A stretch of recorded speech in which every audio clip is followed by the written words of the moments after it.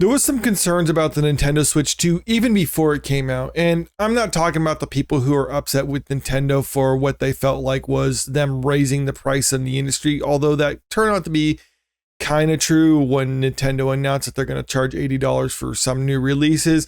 Other studios started following suit and basically saying like, well, yeah, this is kind of the new standard now. And that's something that a lot of people are not happy with, but those aren't the people I'm talking with now. The ones I'm talking about right now are the people who are fans of Nintendo, but still had some reservations about some potentials of what Nintendo could do to their new console, because there was this word coming out before the console was released that there was some day one updates. And if you don't get them, then that means your console is useless and you can't use it on anything, which raises concerns because people were thinking like, well, does this mean that the console I'm spending hundreds of dollars on could potentially be remotely shut down by Nintendo? And turns out, yeah, that's kind of the case. It wasn't necessarily the case when it came to this news right here from this article. There was some nuance to it, but still, we're finding out right now that Nintendo is deliberately shutting down consoles, essentially breaking them if they deem that the user is doing something that they do not approve of. Switch 2 player warns people to be careful buying used Switch 1 games after nightmare outcome. Now, this is an example of a person buying a Switch 1 game, but it can also be applicable to Switch 2 games, at least in the future it probably will be. Nintendo is taking no prisoners when it comes to piracy with the Switch 2, even if it means catching legitimate players in the crossfire. As reported by Metro, one user was banned after inserting a secondhand game into their console, restricting them from using the eShop and downloading any of their owned games. Thankfully, customer support was immensely helpful in getting them unbanned after they provided screenshots of the Facebook Marketplace where they bought the cartridges. I mean, I guess it's lucky that this individual thought it was necessary to buy or to get screenshots and to keep a record that they actually bought the game legitimately as opposed to getting it some other place, because I don't know about you, but if I'm buying a game secondhand, I'm usually not that careful about it. Maybe I'm just kind of an outlier and more people are more diligent about it, but I don't know, back in my day when I would buy a used game, I mean, I would buy it from whatever source I'm getting it at, whether it's online or at a secondhand store, maybe a used copy at GameStop or something like that. And then that would be the end of it. I mean, I'm not even one of those people who keep sales receipts or anything like that. So if mine got shut down for the same reason, I don't know if I'd be able to verify that I actually bought it legitimately unless I was playing it right after I bought it. It got shut down right away. And then I was able to dig the receipt out of the garbage or something like that. But there's a possibility that even if they do shut your console down because of the game that you got, it might not necessarily be right away. Be careful buying used Switch 1 games. Demanthe, or I think that's what they said, warned, you can get banned if a bad actor dumped it. Having said that, Nintendo's support is amazing and will help you get back up and running. And this was coming from a post that they made. Last month, it came to light that Nintendo was cracking down on MIGs. These are blank Switch compatible cartridges that players can dump their legitimately owned games on, while also using them to swap between titles without having to finagle between boxes. However, they are also used to store and play printed copies of games. As such, Nintendo has taken a hard stance against all MIG cartridges breaking consoles if they're detected. And this isn't necessarily a new policy for Nintendo. When the MIGs first came about, they were basically saying the same thing about the Switch 1. If you're playing these on the Switch 1, or if you're playing pirated copies of games on the Switch 1, then they'll do the exact same thing to yours too. But this is feels like they're kind of like amping it up a little bit when it comes to the second generation of the Switch right now. And that's something that is, I think, a bit concerning, especially since they seem to be kind of callous about catching other people in the crossfire, as this article puts it, because even though they'll actually help them with their customer service, the fact of the matter that people have to bother to contact customer service and deal with that is what I think a problem for Nintendo. It appears that this person was targeted because whoever sold their game on Facebook Marketplace had dumped them onto an MIG beforehand, so they could make more money, some money back while keeping a copy.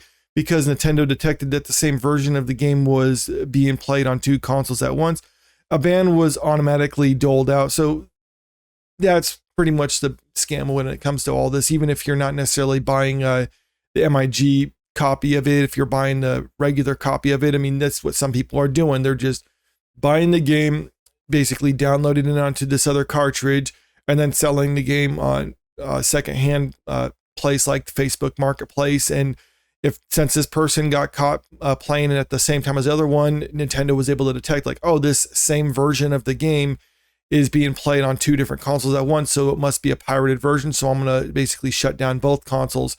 This person in this article was able to prove like, no, I got the physical copy right here. So they're fine when it comes to all this. But like I said earlier, imagine if they didn't necessarily play it right away, or they played it right away after buying it, but the other person wasn't playing it for some time later, or maybe even months later.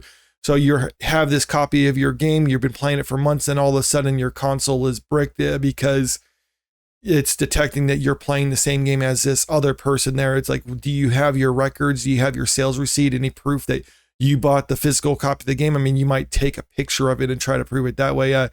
Perhaps that will work, but I mean, they might also just be like, no, this is all fake too, or something like that. The fact of the matter is, we just don't know about it. So it's kind of putting a shadow when it comes to buying games on the secondhand market. And that's something that this article tries to even tell about. And I think that's the biggest issue when it comes to this sort of thing. This presents a pretty big issue for the secondhand marketplace. As it turns, every purchase into a gamble. If someone has stored the game, you could be faced with a ban. Several commenters reports a similar situation with this person right here, even getting banned after borrowing a game from a library with someone which someone had clearly copied onto an MIG. That actually seems pretty clever. If you ask me, just get games from a library and then just copy them over. But yeah, you're not allowed to do that. Customer support are up undoing these bans quite quickly, so your console won't be permanently bricked if you buy a cartridge from a bad actor, but it still makes resale riskier than ever. And I honestly think that's kind of the whole point when it comes to this sort of thing, because Nintendo raising the prices of their console, raising the prices of their games to $80, at least $80 for some new releases, and then just trying to basically release old Switch 1 games because they're saying like it's backwards compatible, but you also need to buy this other thing in order to use it. And a lot of times I'll say people need to go back to physical media and buy physical media, because I prefer to actually have a cartridge in a console personally when it comes to playing video games, because when it comes to that, I have old consoles still. I still have a lot of my old games, and if I want to break out my Super Nintendo and put a Super Nintendo game into it, I can do that, and there's nothing that can stop me on this one. A lot of this new stuff right here, though, even like newer consoles, when it comes to the newer games, they're still not physical copies. They're very much digital copies. It's just the physical copy that you have is kind of just like a license in order to actually play the game. And it's because of stuff like that, Nintendo is being able to actually shut down your console at a whim. I mean, theoretically down the road, if they want to remove support for this, like we're seeing in the whole stop killing games movement, that's applicable to some games, but I don't see how it couldn't be applicable to some consoles down the road where Nintendo's like, yeah, we're no longer going to support this console, so if you have it, then it's not going to be useful anymore. We haven't seen that when it comes to past consoles, but this one seems to be a little different. And I think the crux of all this is Nintendo is basically just trying to protect their investment, because a lot of people have noticed in the past when it comes to Nintendo games, they don't seem to lower their prices or reduce their prices over time. And that's something I've also said is a way to combat the increasing prices in the video game industry, is that, okay, if you don't want to pay $80 for a new game or something like that, wait several months, they'll probably lower the price. And at that point, then you can probably get it at a discount. That would basically have the market set the value of it. But by doing what Nintendo is doing now, where they're basically stopping people, or at least making it seem very risky in order to buy a used game, then they're basically securing their investment on the new games where it's like, okay, I could buy a used one. It could be a good copy, but even if it is a good copy, then I have to worry about whether they copied it. And if they copied it, then Nintendo's going to shut it down. I'm going to have to contact customer support and hopefully they'll restore it. They probably will, but they might not. That's kind of a hassle. And I think Nintendo is kind of counting on that. So even though they're accommodating when it comes to a lot of these new people right now buying copies of used games and willing to restore their account, they might not be as accommodating in the future. At least it's kind of a gamble to hope that they're going to be this accommodating and actually restore your account in the future. They might even just say like, no, you can't buy secondhand games or you can't use secondhand games altogether. That's not a policy now, and it'd probably be very unpopular. But like I said, that is a possibility that they could do. So this is just kind of bad news. And while I can understand them trying to prevent piracy and other things like that, I don't think this is really the good answer. But for the time being, I think the market is going to determine what actually happens moving forward. But I think it is pretty clear if you are going to buy a used game right now, you have to keep a record of that purchase, keep sales receipts, and just, I don't know, put them in a drawer somewhere or in a folder somewhere and just keep it so that if your game is detected as being a duplicate several months or maybe even years down the road, you at least have something that you can fall back on as opposed to just having to throw up your arms and be like, well, I guess I lost my console. But let me know what you think about this in the comment section below. And also, if you haven't already, make sure you click that subscribe button if you want to stay up to date with the latest entertainment news. And don't forget to click the like button and share this video out there because it really helps out with the channel. Thank you.